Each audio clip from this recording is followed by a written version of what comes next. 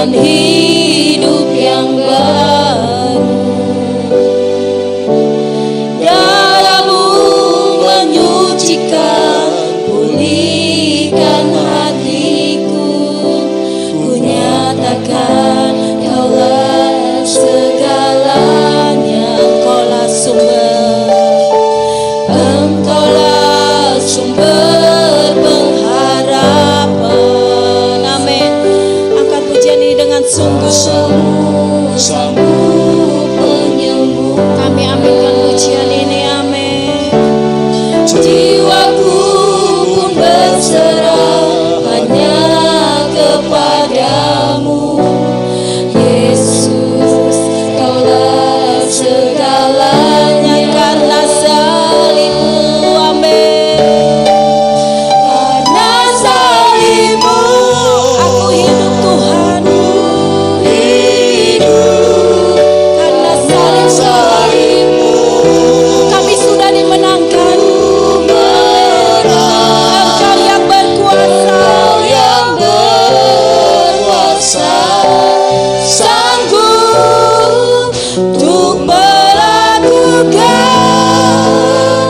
mujizatmu. Karena salibmu, amin. Benar Tuhan, kami bersyukur Tuhan. Haleluya Yesus. Engkau yang berkuasa, sanggup untuk melakukan mujizatmu di hidupku. Kita kembali dari awal lebih sungguh. Hanya Kau Tuhan, hanya Kau Tuhan di hidup. Kami mau menyerahkan seluruh kehidupan kami kepadamu Tuhan. Karena kami tahu ya Tuhan, Engkau sudah menebus dosa kami. Sebentar juga kami akan makan dan minum sehidangan denganmu Tuhan. Oh haleluya, ampuni dosa kami Tuhan. Haleluya. Engkaulah sumber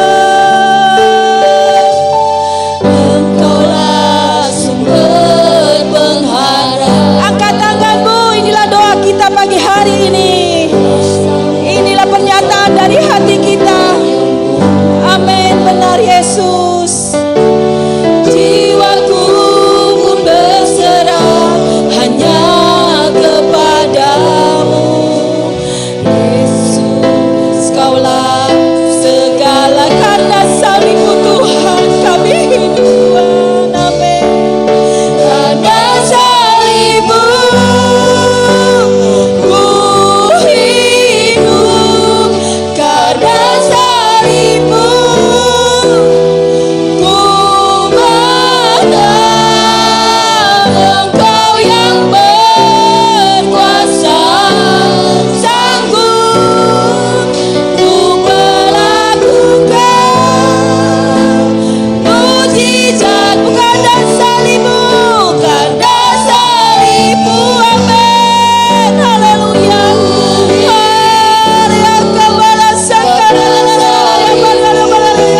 Yesus, amin. Kami bersyukur Tuhan.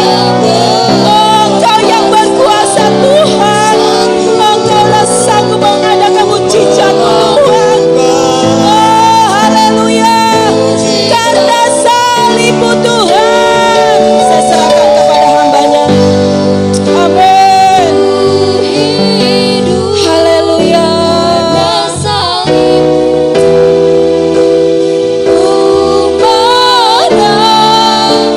Engkau yang berkuasa, sanggup untuk melakukan mujizat-Mu di hidupku. Kami mengarahkan mata hati kami kepada salib-Mu ya Tuhan. Karena di atas kayu salib Engkau menyelesaikan dosa-dosa kami. Engkau menyelesaikan semua kutuk kami Tuhan. sehingga kami yang meskinya menerima kutuk karena dosa kami, tapi karena salib Tuhan kami mengalami kebebasan daripada Tuhan, sehingga kami boleh hidup dalam damai sejahtera Tuhan. Hari ini kami ingin terus mengarahkan mata hati kami kepada salib Yesus, bukan kepada masalah-masalah yang datang dalam hidup kami. Karena ketika kami hanya memfokuskan hidup kami kepada masalah, maka yang ada ketakutan, kekhawatiran, kebimbangan. Tetapi ketika kami arahkan mata kami kepada Tuhan, ada kekuatan baru Kau nyatakan bagi kami. Sebab masalah terbesar yaitu dosa Tuhan sudah selesaikan. Bagaimana mungkin Tuhan tidak sanggup menyelesaikan masalah-masalah kami yang tidak seberapa menurut Tuhan. Sebab itu Tuhan, hari ini kami buka hati kami seluas-luasnya. Silakan Kau bicara kepada setiap kami, pribadi lepas pribadi, baik yang mendengar firman ini maupun hamba yang menyampaikannya. Tuhan, biarlah kami sama-sama ditegur, sama-sama dinasihati, sama-sama diberkati. Tuhan, berbicaralah Engkau dan kami siap mendengarkan firman-Mu dengan ucapan syukur di dalam nama Tuhan Yesus Kristus. Haleluya. Semua kita yang siap diberkati Tuhan, sama-sama kita berkata amin. Puji Tuhan. Silakan duduk. Shalom. Haleluya. Salam sejahtera dalam kasih Tuhan Yesus Kristus. Kita bersyukur kepada Tuhan, kembali hari ini kita boleh ada di dalam hadirat-Nya. Saya sambut dengan penuh sukacita kepada saudara yang dalam beberapa minggu tidak kelihatan dan mulai hari ini bisa hadir kembali. Doa saya setiap kita, keluarga demi keluarga, diberikan kesehatan oleh Tuhan, dipelihara secara sempurna dalam anugerah-Nya. Amin. Puji Tuhan, hari ini saya ingin mengajak saudara untuk mengarahkan mata hati kita kepada salib Yesus, kepada Yesus yang adalah anak domba Allah, karena hanya Dia satu-satunya pribadi yang dapat menolong kita dalam segala kesulitan hidup kita. Kalau dosa saja Dia bisa selesaikan, apalagi saudaraku dikasih Tuhan dengan masalah-masalah yang kita alami. Pasti Tuhan akan sanggup menyatakan pertolongannya, mujizatnya dalam kehidupan kita sekalian. Mari puji Tuhan, saya mengajak sama-sama kita membaca Alkitab dalam Injil Yohanes pasalnya yang pertama, ayatnya yang ke-29. Injil Yohanes 1 ayat 29. Firman Tuhan hari ini saya kasih judul, lihatlah anak domba Allah, ya. Mari sama-sama kita bangkit berdiri, kita membaca firman Tuhan ini. Ya, saya hitung dalam hitungan ketiga, dalam nama Tuhan Yesus, 1, 2, 3. Pada keesokan harinya, Yohanes melihat Yesus datang kepadanya dan ia berkata, lihatlah anak domba Allah yang menghapus dosa dunia. Bisa berkata amin? Ngomong kanan kiri, lihatlah anak domba Allah yang menghapus dosa dunia. 2, 3. Lihatlah anak domba Allah yang menghapus dosa dunia. Sekali lagi kepada yang lain, lihatlah anak domba Allah yang menghapus dosa dunia. Bisa berkata amin? Haleluya, puji Tuhan. Silakan duduk kembali. Bapak Ibu Saudaraku yang dikasihi oleh Tuhan Yesus Kristus, pada satu ketika Yohanes sedang membaptis orang-orang Israel supaya mereka bertobat, memberitakan pertobatan. Kemudian banyak di antara mereka yang mulai bertanya tentang siapakah Yohanes Pembaptis? Apakah engkau Elia? Apakah engkau Mesias? Dan lain sebagainya, ya. Dia berkata bahwa aku bukanlah Mesias, aku hanya suara yang nyaring, hanya suara saja. Jadi Yohanes menyadari dia tidak pantas menerima kemuliaan. Dia hanya penyambung lidah, dia hanya utusan Tuhan untuk menyampaikan kebenaran Allah. Kemudian dari kejauhan dilihatlah Yesus. Dan kemudian dia berkata kepada orang-orang yang bertanya tentang siapakah dirinya. Kemudian dikatakan, lihat, itulah Yesus. Dia adalah anak domba Allah yang menghapus dosa dunia. Yohanes Pembaptis memberikan satu kesaksian, lihat, dialah Yesus yang menghapus dosa dunia.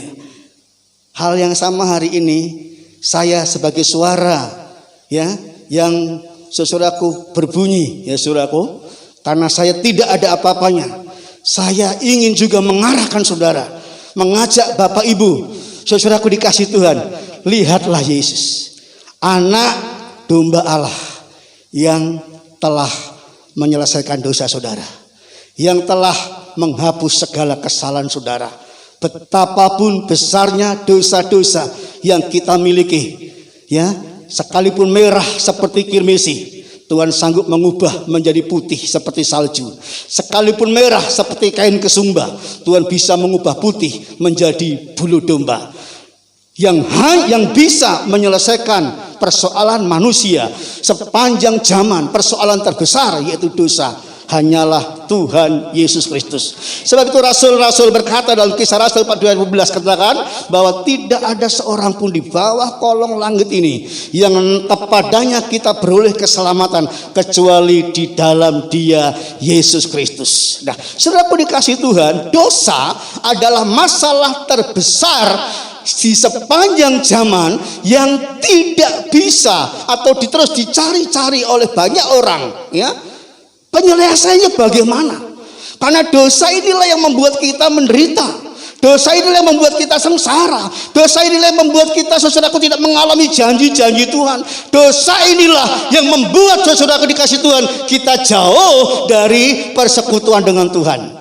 Tetapi puji Tuhan, ada kabar gembira. Lihat, anak domba Allah yang menghapus dosa dunia. Kalau dosa Tuhan bisa selesaikan, bagaimana mungkin persoalan hidup saudara yang levelnya, tingkatannya tidak lebih daripada itu, Tuhan ya nggak bisa menyelesaikannya, nggak mungkin. Coba kita lihat dalam Roma pasal yang ke-8 ayat 32. Begini firman Tuhan, Ia yang tidak menyayangkan anaknya, tetapi yang menyerahkannya bagi kita semua, bagaimanakah mungkin Ia tidak mengaruniakan segala sesuatu kepada kita bersama-sama dengan Dia.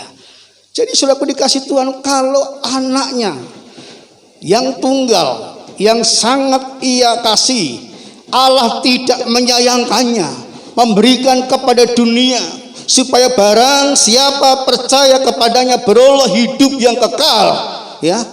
Maka saudaraku dikasih Tuhan, ada satu statement yang sangat saya garis bawahi dan saya pegang. Bagaimanakah mungkin Ia tidak mengaruniakan? Bagaimanakah mungkin Ia tidak memberkati? Bagaimana mungkin Ia tidak memberikan apa yang menjadi pergumulan saudara ketika saudara datang dengan sungguh-sungguh kepada Tuhan, meminta tolong kepada Dia. Saudaraku dikasih Tuhan, dosamu Tuhan selesaikan. Saya percaya yang lain-lain bagi Tuhan kecil. Karena masalah dosa itu masalah yang serius, yang tidak bisa diselesaikan oleh siapapun. Manusia dengan segala kehebatannya, dengan segala kekuasaannya, dengan segala pengalamannya, dengan segala kepandaiannya, dengan segala kebijaksanaannya, tidak ada seorang pun di muka bumi ini yang sanggup menyelesaikan dosa, kecuali satu-satunya hanya Yesus Tuhan, yang dikatakan lihat anak domba Allah. Saudaraku dikasih Tuhan, ya, saat itu Yesus belum dibaptis, tapi Yohanes melihat dari sejak kejadian, dari sejak permulaan zaman, Yesus ditentukan menjadi solusi dalam setiap masalah, khususnya keselamatan. Abraham satu ketika, saudaraku dikasih Tuhan, dia disuruh Tuhan untuk mengorbankan anaknya. Dan di sana Ishak bertanya, tuh Bapak, api sudah ada, kayu sudah ada, mana hewan yang akan disembelih? Kemudian Abraham dengan iman berkata, Allah akan menyediakan. Dan tiba-tiba saudaraku dikasih Tuhan, ketika dia hendak melaksanakan firman Tuhan, kemudian dia memalingkan mukanya. Ada suara dari langit berkata, Abraham, jangan kau bunuh anak itu. Lihat, aku sudah menyiapkan anak domba. Dan anak domba itu tanduknya tersangkut, saudaraku dikasih Tuhan, dalam semak belukar. Itulah Yesus yang memakai mahkota duri, yang dilihat oleh saudaraku dikasih Tuhan Abraham pada zaman perjanjian lama. Dari sejak awal, Yesus adalah penyelesai masalah urusan hidup dan mati. Dan hari ini firman Tuhan berkata, bagaimana mungkin ya, dia tidak menolong kita. Bapak Ibu yang dikasih Tuhan, hari ini saya tidak tahu masalah apa yang sedang menguasai hidup saudara, yang membuat engkau begitu takut, begitu khawatir, begitu cemas, seolah-olah engkau kehilangan pengharapan. Hari ini saya mau mengajak saudara, mari sama-sama kita mengarahkan mata rohani kita kepada salib, kepada Yesus, anak domba Allah yang dapat menghapus dosa dunia itu. Ketika kau datang dengan sungguh-sungguh, Tuhan, aku banyak kelemahan, aku banyak kekurangan, aku banyak dosa, Tuhan, aku minta anugerah-Mu. Saya percaya Dia akan datang menolong saudara sekalian. Ya, dikatakan saudaraku dikasih Tuhan, ya, satu ketika, ya, mengapa banyak kali orang Kristen, ya, sebenarnya hidupnya itu disertai Tuhan, tapi dia nggak melihat Yesus menyertainya. Ya. Dalam Injil Lukas pasal yang ke-24, kalau saudara lihat di sana, saudaraku, ya, ada kisah tentang seorang yang mengadakan perjalanan dari Yerusalem ke Emmaus. Salah seorang namanya Kleopas. Kedua orang ini pulang kampung karena harapannya di dalam mengiring Tuhan tidak terpenuhi. Ya. Mereka berharap Yesus itu menjadi raja yang atau Mesias yang membebaskan bangsa Israel, yang akan memerintah di dunia ini. Dengan mengiring Yesus, siapa tahu nanti bisa menjadi menteri, bisa menjadi kabinetnya Yesus, bisa menjadi orang-orang ya yang diberikan kepercayaan sebagai pejabat-pejabatnya Yesus. Tapi ternyata kok Yesus mati.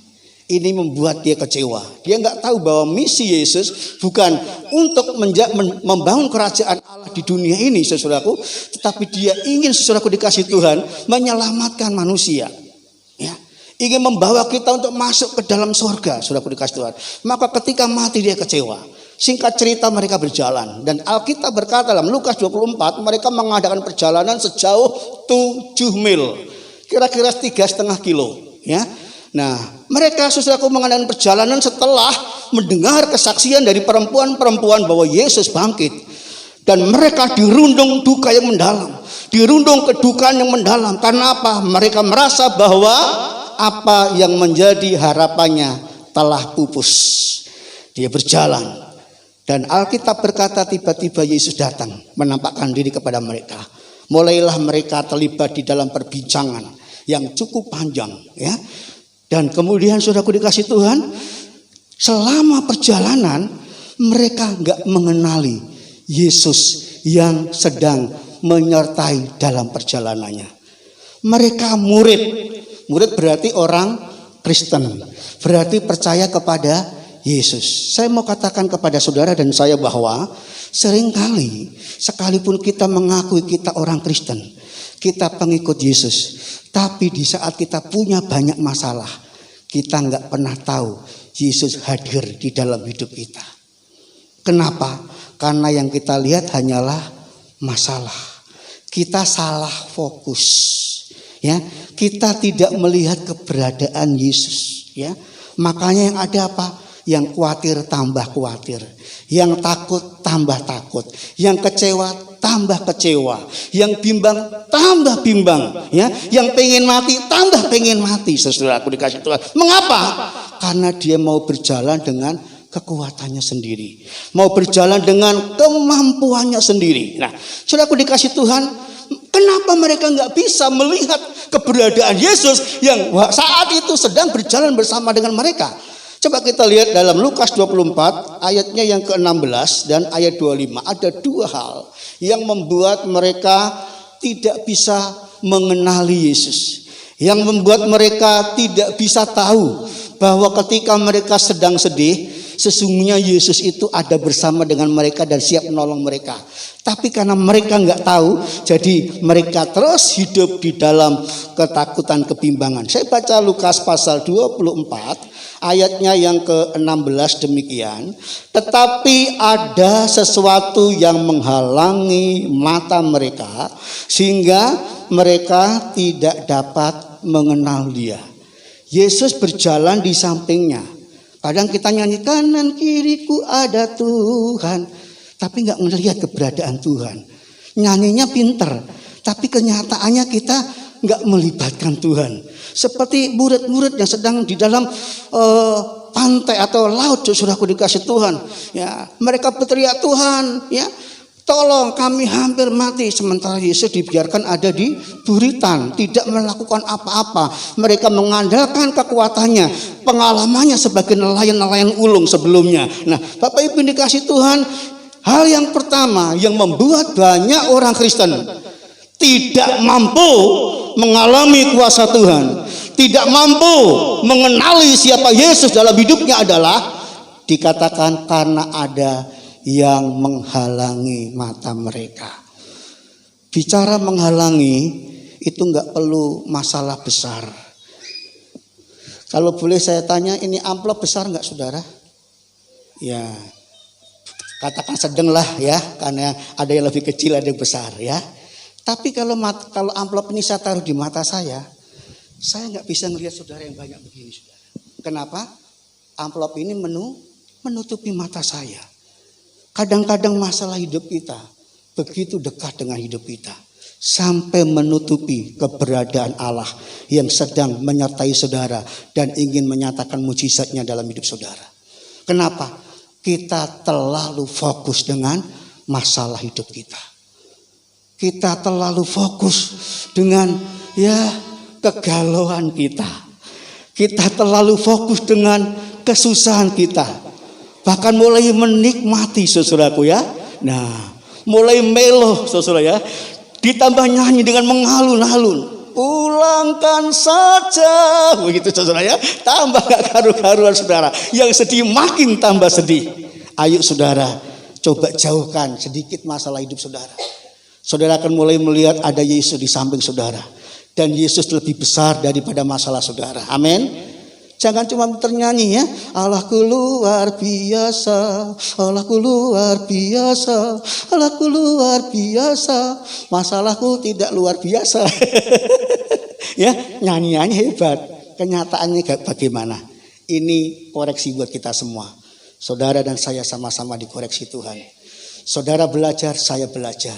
Jangan sampai ada yang menghalangi saudara melihat keberadaan Yesus yang sedang menyertai hidup saudara. Ya, itu yang pertama ya. Ada yang menghalangi. Yang kedua, saudaraku dikasih Tuhan, ya, di dalam kitab 2 Korintus ini masih yang pertama ya. Yang menghalangi itu apa? Untuk kita manusia yang hidup di akhir zaman. Dikatakan di 2 Korintus 4 ayat 4, di sana dikatakan begini, yaitu orang-orang yang tidak percaya, yang pikirannya telah dibutakan oleh ilah zaman ini, sehingga mereka tidak melihat cahaya Injil tentang kemuliaan Kristus yang adalah gambaran Allah. Orang akhir zaman tidak sanggup melihat keberadaan Yesus, tidak sanggup melihat cahaya Injil tentang kemuliaan Yesus. Mengapa? Karena matanya dibutakan oleh ilah zaman ini. Apa itu ilah zaman ini? Materialisme, keserakahan. Kalau dalam versi 1 Yohanes 2, kedagingan, keinginan mata, keangkuhan hidup. Ya, dia mulai menyingkirkan keberadaan Tuhan. Yang dilihat adalah ambisi-ambisi pribadi. Yang dilihat adalah keinginan-keinginan daging, bagaimana supaya semuanya itu bisa terpenuhi. Itu menjadi ilah yang akhirnya membutakan mata rohani banyak orang Kristen.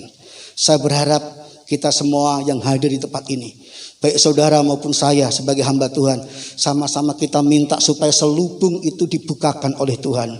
Tuhan ampuni saya. Kadang-kadang saya ketika sedih, ketika banyak masalah, saya tidak sanggup melihat Tuhan. Mengapa? Karena ada ilah zaman yang membutakan mata rohani kita. Ilah itu juga bisa berupa kemarahan, juga bisa saudaraku berupa dendam, berupa sakit hati, sehingga apa? Kita ditutupi dan tidak bisa melihat kuasa Tuhan, keberadaan Tuhan dalam hidup kita. Bagian yang kedua, mengapa ya Kleopas dan temannya, murid Yesus, saya katakan sebagai orang Kristen, pengikut Yesus, tidak sanggup, tidak bisa melihat keberadaan Yesus di sampingnya. Itu kita baca di dalam ayatnya yang ke-25 ya. Ayat 25, Lukas pasal 24 berkata demikian. Lalu ia berkata kepada mereka, "Hei kamu orang bodoh, ya. Betapa lambannya hatimu, sehingga kamu tidak percaya segala sesuatu yang telah dikatakan para nabi." Bagian kedua yang membuat kita tidak bisa melihat kemuliaan Allah, tidak bisa melihat penyertaan Tuhan dalam hidup kita, kenapa? Lamban hatimu. Daniel, jangan lamban hatimu ya. Ya, sudah ngomong diri sendiri ya. Kalau menunjuk orang lain nanti tersinggung. Lebih baik nunjuk sama diri kita sendiri. Jangan lamban hatimu. Lamban hatimu gimana sih? Kita ya tidak mudah percaya akan kuasa Tuhan. Ya. Kita tidak mudah percaya akan kemuliaan Tuhan. Kita lebih percaya hal-hal yang sifatnya rasio. Kenapa Allah bisa mengerjakan hal yang besar? Ya, kenapa Allah tidak bisa saudara pikirkan? Karena dia memang Allah yang besar. Loh, kita ini ciptaan loh. Masa ciptaan bisa ngomongin tentang Allahnya? Allah yang bisa ngomongin segala hal tentang kita ciptaannya. Makanya saudara, sehebat apapun pengetahuanmu tentang dirimu, lebih hebat pengetahuan Allah tentang diri saudara. Ya. Sebab itu jangan kita hanya ngandalin pikiran. Kenapa Tuhan hidup di zona kemustahilan? Yang tidak ada bisa menjadi ada. 1 Korintus 2:9, apa yang tidak pernah kamu pikirkan, yang tidak pernah timbul dalam hati, yang tidak pernah saudara bayangkan, itu diberikan kepada orang-orang yang mengasihi Dia. Mungkin sudah bosan dengan kalau saya mendengar kesaksian saya. Sampai hari ini saya belum tahu siapa orang yang hubungi saya, akhirnya memberikan saya rumah. Sampai hari ini saya belum tahu. Cuman tahu namanya Ibu Lina, tapi orangnya kayak apa nggak tahu, saudara. Itu aneh bin ajaib, ya. Saya juga bingung, apalagi saudara, saya aja bingung, saudara ya. Nah, itulah Allah kita. Dia luar biasa. Dia sanggup melakukan hal-hal yang tidak mungkin menjadi mungkin. Syaratnya jangan lamban hatimu. Nah, kita lihat lambannya di mana? Coba kita lihat ayat Lukas 24 ayat 11 ya. Ya, Lukas 24 ayatnya yang ke-11 kita lihat.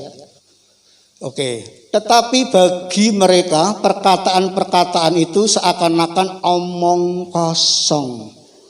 Dan mereka tidak percaya kepada perempuan-perempuan itu. Saat itu perempuan-perempuan sedang memberitakan ya, kesaksian, ngasih kabar bahwa Yesus itu sudah bangkit. Tetapi murid-murid termasuk 2 orang ini saudara, salah satunya Kleopas, dia tidak percaya. Dia nganggap itu si perempuan itu hanya ngigo itu ya. Mana mungkin orang mati bisa bangkit. Nah, hatinya keras. Makanya tidak mampu melihat kemuliaan Tuhan. Tapi Allah kita Allah yang penuh kasih. Dia tidak membiarkan kita ya terus ada dibutakan oleh ilah zaman ini. Dia tidak membiarkan kita selubung mata kita menutupi kemuliaannya. Maka ada usaha yang dilakukan Yesus, yaitu apa? Membuat perjamuan kudus. Kita baca ayat terakhir ya. Lukas 24 ayat 30 dan 31. Mari kita sama-sama baca. Lukas 24 31. Yang dilakukan Yesus, dia mengadakan perjamuan kudus. 1, 2, 3. Waktu ia duduk makan dengan mereka, ia mengambil roti, mengucap berkat, lalu memecah-mecahkannya dan memberikannya kepada mereka. Ketika itu terbukalah mata mereka dan mereka pun mengenal dia, tetapi ia lenyap dari tengah-tengah mereka. Oh, haleluya. Tuhan tidak kurang cara untuk menyadarkan kita, ya. Dia mengadakan perjamuan kudus, memberikan roti kepada kedua orang itu. Inilah tubuhku, ya. Sampai mengucapkan berkat. Dan mulai saat itu sepertinya saudaraku, selubung yang selama ini menempel di kepalanya langsung terlepas. Dan dia melihat keberadaan Yesus. Hari ini di hadapan kita ada perjamuan kudus. Saya ingin saudara, kalau mungkin ya, saya nggak menghakiminya. Kalau mungkin sekiranya andai kata ya ada di antara kita yang selama ini seperti dua orang murid ini, yang tidak mampu melihat kemuliaan Tuhan, yang tidak bisa melihat keberadaan Yesus bersama dengan saudara di tengah masalah yang saudara hadapi, sehingga saudara berkata nggak mungkin ini terjadi. Kekhawatiran saudara lebih besar. Hari ini di hadapan tubuh dan darahnya, ayo saudaraku dikasih Tuhan, engkau merindukan Tuhan, bukalah hatimu dan minta supaya selubung itu dibukakan. Saya harap saudara pulang dari tempat ini, engkau tidak takut lagi, engkau tidak khawatir lagi, engkau mau berjalan bersama dengan Tuhan, engkau hidup di dalam engkau berjalan di dalam kemustahilan saudaraku, tetapi Allah bisa nyatakan apa yang mustahil menjadi tidak mustahil. Perbesar kapasitas iman saudara. Jangan saudara hanya mengandalkan pikiran kita yang seringkali menjebak kita untuk kita tidak bisa melihat kuasa Tuhan. Biarlah semua penghalang itu yang kita kenali masing-masing, kita lalukan, kita datang kepada Tuhan. Saya ingin kita sungguh-sungguh masuk dalam hadirat Tuhan. Mungkin dengan keyboard saja saudara Jaka. Ya, saya ingin kita saudaraku betul-betul merasakan kehadiran Tuhan di tengah-tengah kita. Bukan hanya sekedar nyanyi biasa-biasa aja. Kita mengarahkan mata hati kita kepada Yesus yang disalibkan di atas bukit Golgota.